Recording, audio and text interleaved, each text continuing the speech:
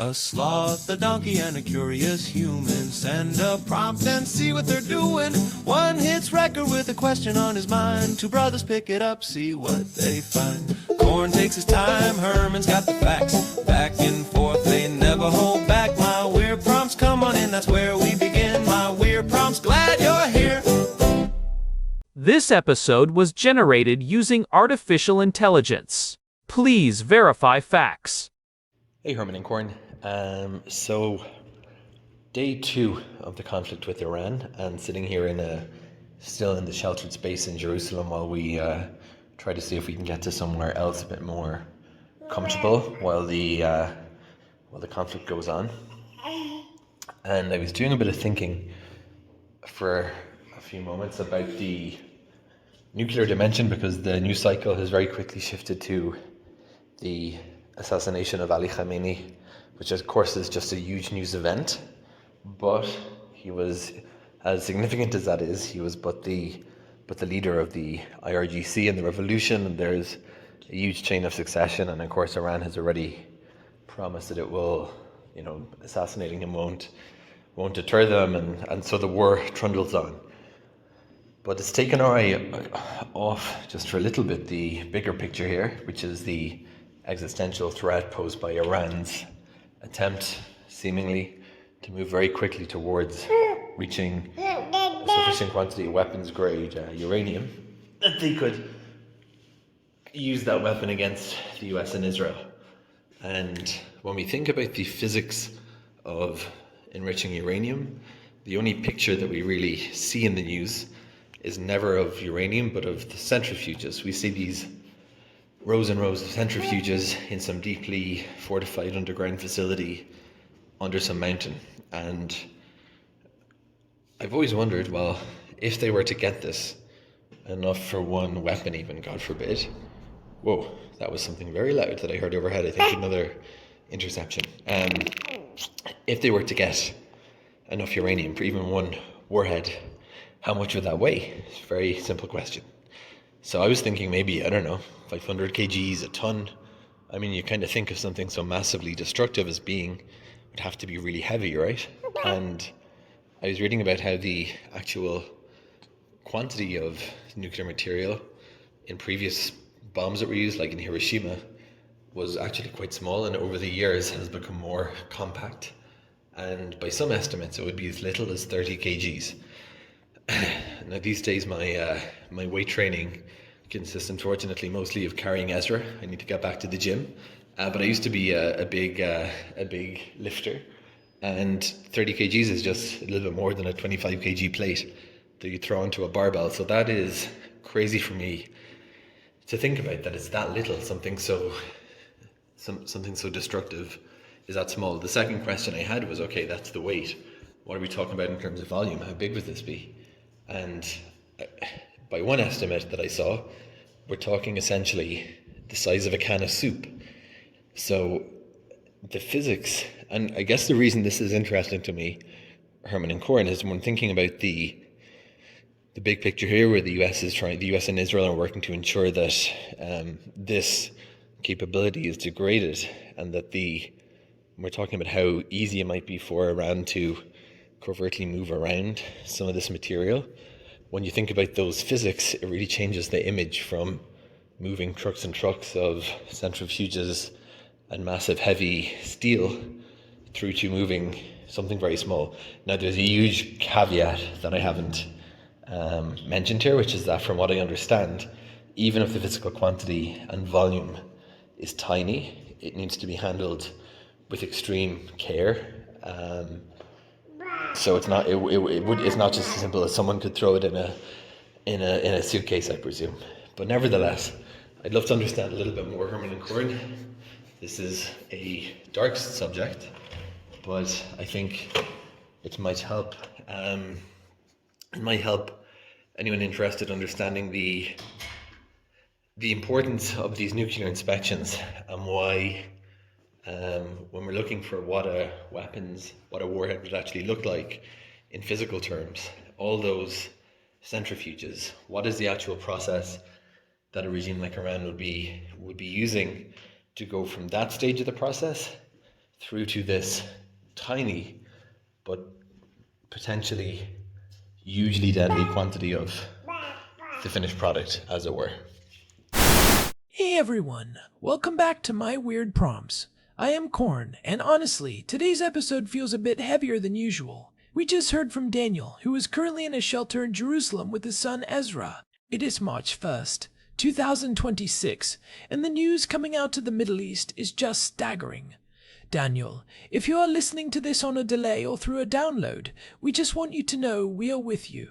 It really is a heavy day. Herman Poppleberry here. Daniel, we are thinking of you, Hannah, and little Ezra.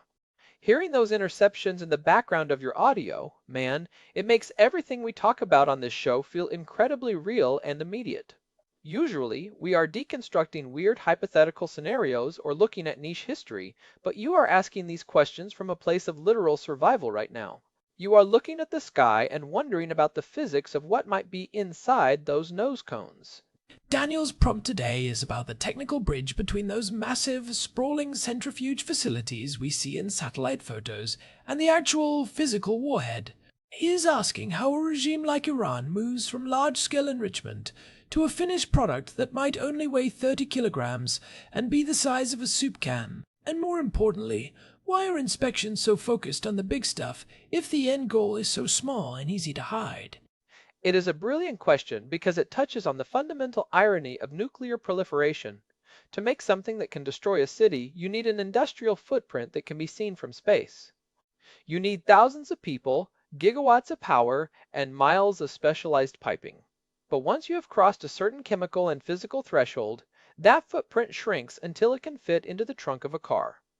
That transition from the industrial to the tactical is the most dangerous window in global security. It is what the intelligence community calls the dark phase. So let us start with the big stuff. When we talk about Iran or any nuclear program, we always hear about centrifuges, thousands of them.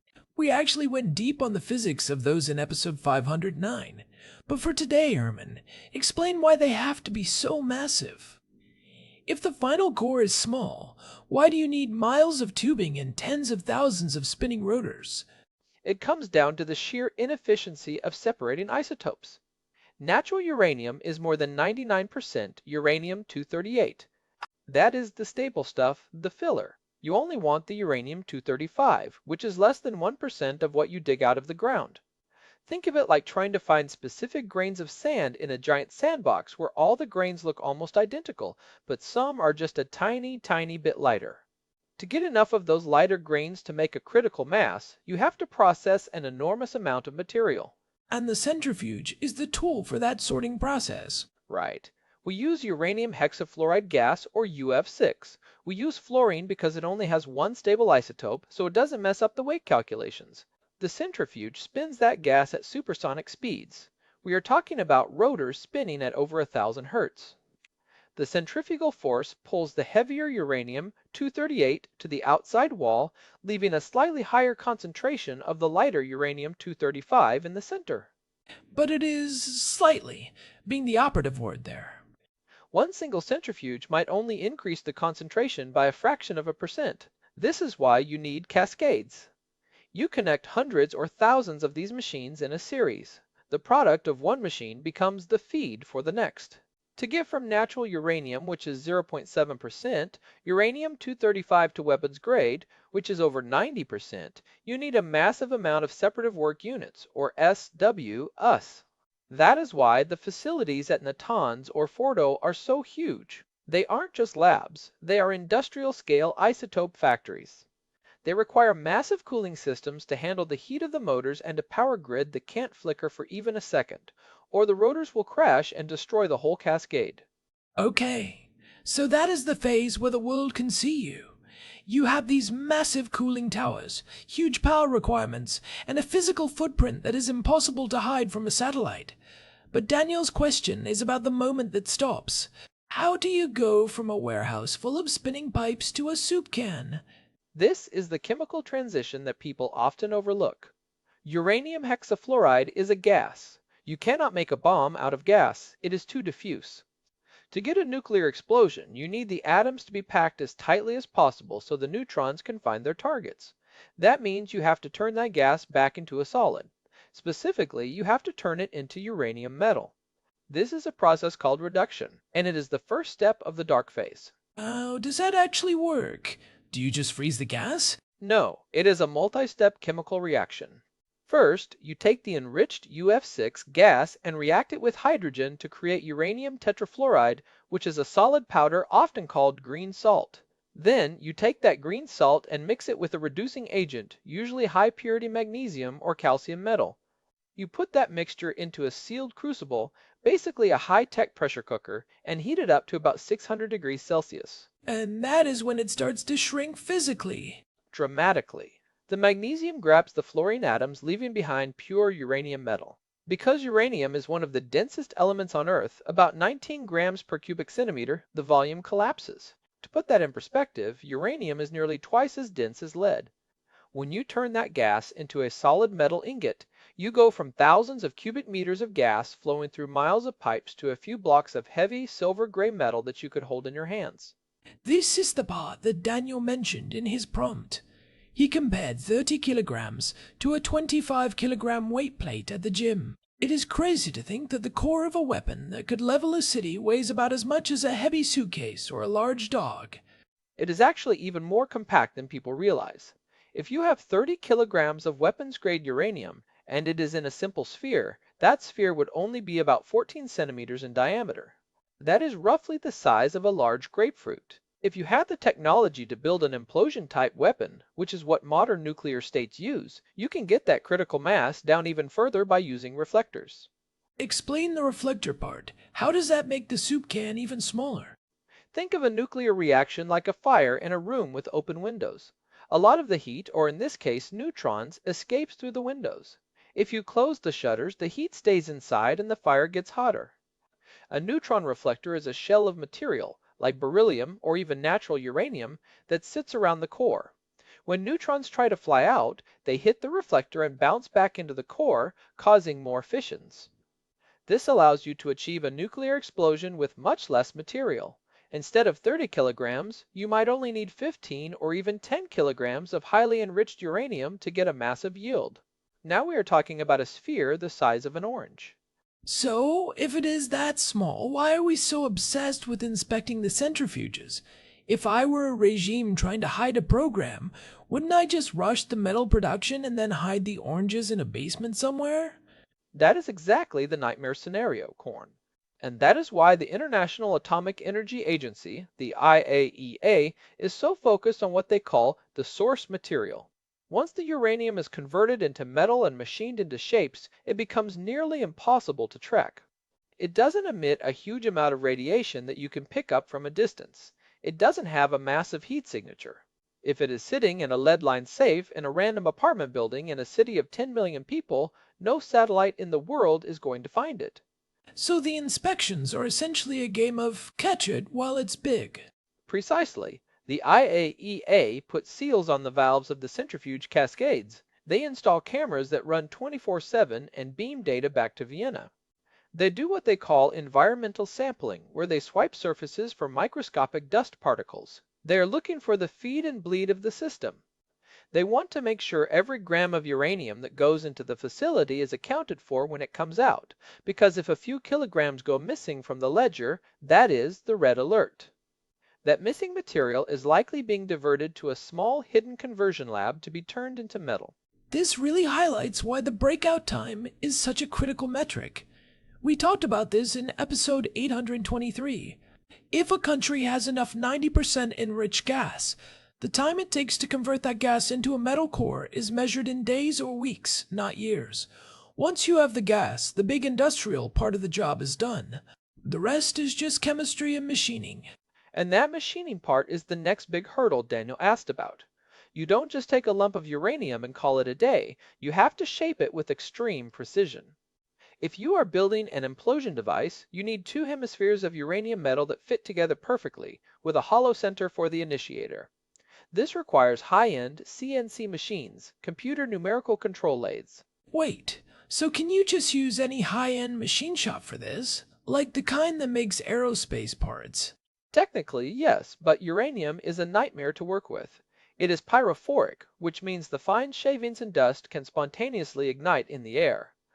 If you are machining a uranium sphere and a spark hits the shavings, the whole room can turn into a chemical fire that is almost impossible to put out.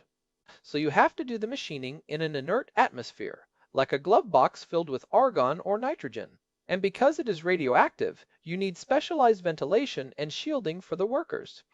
But, and this is the scary part for Daniel and everyone else, while these machines are specialized, they are not huge. You could fit a clandestine machining cell into a standard 2-car garage.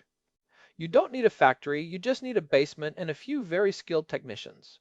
So the footprint goes from a massive industrial complex to a garage-sized lab. That is a terrifying leap in terms of detectability.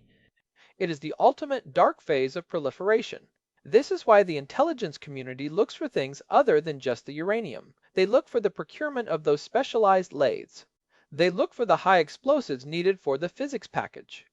A nuclear warhead isn't just uranium, it is a complex arrangement of conventional explosives that have to detonate at the exact same microsecond to crush that uranium sphere into a critical mass. Let us talk about that physics package for a second. Daniel mentioned the challenges of handling and hiding this stuff. Even if you have the soup can of uranium, it is surrounded by a lot of other gear, right? It isn't just the metal ball sitting in the nose cone. Right. The uranium core, or the pit, is the heart, but the body is the high explosive assembly. To get a nuclear explosion, you have to compress that uranium sphere so tightly that the atoms are forced together. This requires explosive lenses. These are specially shaped charges of high explosives, usually something like HMX or TATB, that are arranged around the core. When they fire, they create a spherical shockwave that moves inward. Like squeezing an orange from all sides at once? But if you squeeze it unevenly, the uranium will just squirt out the side, and you get a fizzle, a conventional explosion that spreads radioactive material but doesn't create a nuclear blast. To get it right, the detonators have to fire within nanoseconds of each other. This requires specialized electronics called krytrons or sprytrons, which are high-speed switches. These are heavily regulated. If a country like Iran is caught trying to smuggle 500 krytrons through a front company in Dubai, that is a huge signal that they are working on the soup can phase, not just the centrifuge phase. Daniel also asked about the radiation. If you have 30 kilograms of highly enriched uranium, can you just pick it up? Is it like the movies where it glows green and kills you instantly? Not at all. Uranium-235 is actually relatively safe to handle in small quantities for short periods compared to something like plutonium. It is an alpha emitter.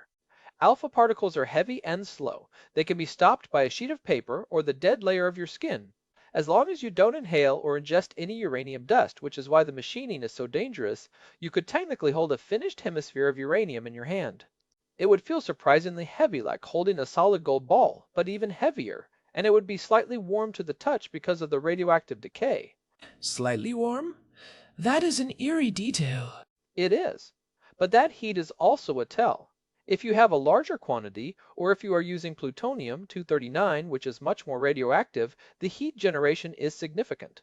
Plutonium generates enough heat that it feels like a warm cup of coffee constantly. Hiding that requires thermal shielding so that infrared sensors on drones or satellites don't pick up a hotspot in a building where there shouldn't be one.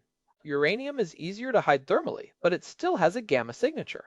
So, for a regime like Iran, the transition from the big stage to the small stage is really about moving from the Department of Energy to the Department of Defense.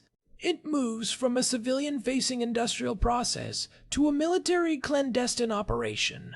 Right, and once it moves into that military sphere, the rules of the game change. This is why the assassination of high-ranking officials or scientists is so disruptive. It isn't just about the person, it is about the tribal knowledge. The people who know how to synchronize those explosive lenses, or how to cast the uranium metal without it cracking, are rare. When you lose the people who know where the soup cans are hidden, or who know the specific tolerances of the CNC machines, the program stutters. But Daniel's point about the chain of succession is also valid. If the infrastructure is there and the material is already enriched, does killing one leader actually stop the soup can from being finished? Or does it just make the regime more desperate to finish it? In the short term, it creates chaos. But you are right, Corn. Material is the hardest part. Once a regime has the 90% enriched uranium, the most difficult physical hurdle has been cleared. You cannot unenrich uranium easily. If they have it, it exists. It is a physical reality. That is why the current tension Daniel is experiencing in Jerusalem is so high. If the world suspects that the conversion from gas to metal has already happened, the window for diplomacy or even conventional military strikes on the big facilities starts to close. Because you can't blow up what you can't find. If you strike Natanz but the uranium is already in a soup can in a basement in Tehran, you haven't actually solved the problem. You might have just made it worse. In fact, you might make it worse by removing the oversight that was keeping tabs on where that material was. This is the paradox of the final percent. The last few steps of the process are the fastest and the easiest to hide. If a country decides to sprint for a weapon, they will kick out the IAEA inspectors first. That is the tripwire. Once the inspectors are gone, the world is flying blind. We are left guessing whether they are still at the green salt stage or if they have already machined the hemispheres. Let us look at the hiding aspect Daniel asked about. If you have a 30-kilogram core and you want to move it, what are the actual logistics? You said it doesn't emit much radiation, but surely you can't just put it in a backpack and walk through an airport. Well, you actually could in theory if the sensors weren't specifically tuned for it. But most modern border crossings and sensitive sites have portal monitors, those big yellow pillars you see at ports and some highway checkpoints. They are designed to detect gamma rays and neutrons. Even though uranium is primarily an alpha emitter, it does emit some low-energy gamma rays. To hide it from a portal monitor, you need shielding. Lead? Lead is the standard. But here's the catch, lead is also very dense and very heavy. If you have a 30-kilogram core and you put it in a lead box thick enough to mask its signature, you now have a box that weighs 100 kilograms. Now you need 2 people to carry it or a reinforced cart. If you put that box in a regular car, the suspension might sag. These are the kinds of tiny tells that intelligence agencies look for. They look for unusual heavy lifting equipment in places it shouldn't be. They look for lead-lined rooms or specialized shielding materials being bought on the black market. It is a game of signatures. Every physical object has a signature. The big facilities have a satellite signature. The cooling towers, the security perimeters. The small cores have a weight and radiation signature. And a chemical signature. We cannot forget that. The process of turning gas into metal leaves chemical traces. You need specialized crucibles made of things like yttria-stabilized zirconia because molten uranium is incredibly corrosive. It will eat through a normal steel or ceramic pot. If an intelligence agency finds a company in a country like Iran trying to buy or manufacture those specific types of crucibles, that is a massive red flag that they are moving into the metal phase. This really brings us back to the importance of the IAEA and those inspections. People often criticize them as being toothless because they can't stop a country from kicking them out. But their real value is that they act as a certainty anchor. As long as they are there, the regime has to keep the material in the big and visible gas phase. The moment the inspectors are kicked out or the cameras go dark, the world knows the sprint to the soup can has begun. And that sprint, as we have seen in recent years, is getting shorter. In episode 722, we talked about the 7-day sprint.